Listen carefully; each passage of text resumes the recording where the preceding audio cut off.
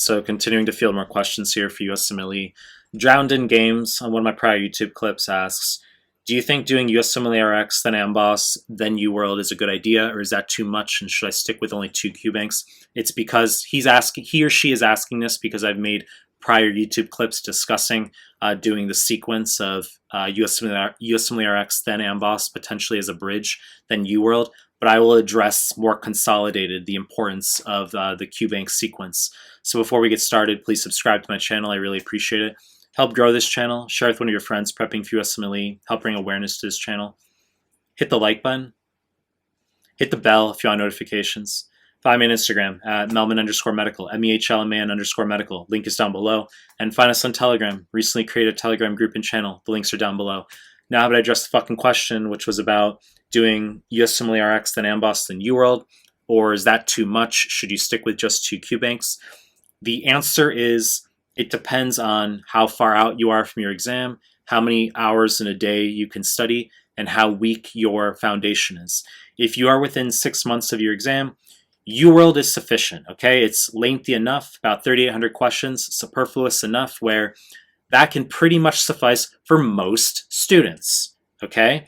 It's never cookie cutter. However, for most students, if you're within 6 months from your exam, UWorld will be sufficient. When you're within 2 months from your exam, and I've made plenty of clips on this, you need to be focused on the NBMEs 20 through 30 for step 1, or for 2CK, the CMS forms, then NBMEs 6 through 11, okay? But you need to be screenshotting your incorrects from those NBMEs into a Word document, saving as a PDF PowerPoint, reviewing that in the final 2 months up to your exam. But I want to keep the focus of this clip on the Qbanks. If you're within 6 months, UWorld is generally sufficient, okay? If you're very fast, if your foundation's very strong, and you can go a bit quicker, and you're able to get through UWorld, and you've already done some of it maybe prior to 6 months out, yes, we can consider adding in more questions, such as USMLE RX as a second Qbank. Some of you guys will have already started UWorld as your first Qbank, pretty far out from the exam. And so when you finish UWorld, that's when you can incorporate a second Qbank, such as USMLE RX. If you have not yet picked up a first Qbank and you say, well, what do I start with? If you're beyond 6 months out, I view USMLE RX as the second best Qbank, okay? You can do that as a precursor to UWorld. Some students will complain that the questions are like too easy or overly simplified. That's actually a good thing because USMLE RX will help build your foundation before you go to UWorld. And then UWorld will prep you for the NBMEs, which in turn prep you for the exam.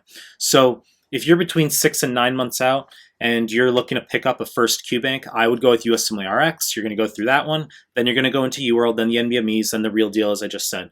Now, the question of Amboss.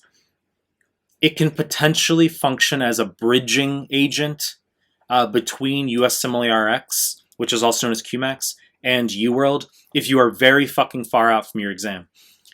Amboss, the feedback I've received from students, it's very nitpicky, minutia focused. Many students love Amboss, okay? People get very emotional about their use of Qbank resources, okay?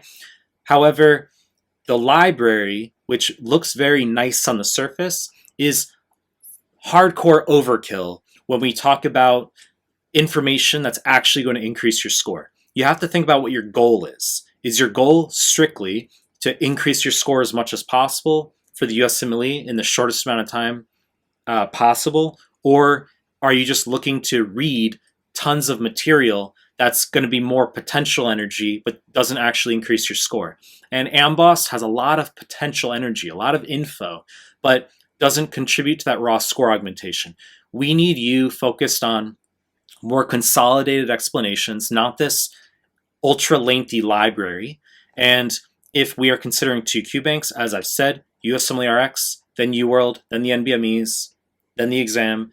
If you are very far out from your test, Amboss can function as a bridging agent before UWorld, where you can do maybe some of it. And then when you get to within 6 months, we say, well, you know what? We really have to transition you into UWorld now, okay? So this can be an extremely lengthy discussion. We can talk about this for 55 minutes.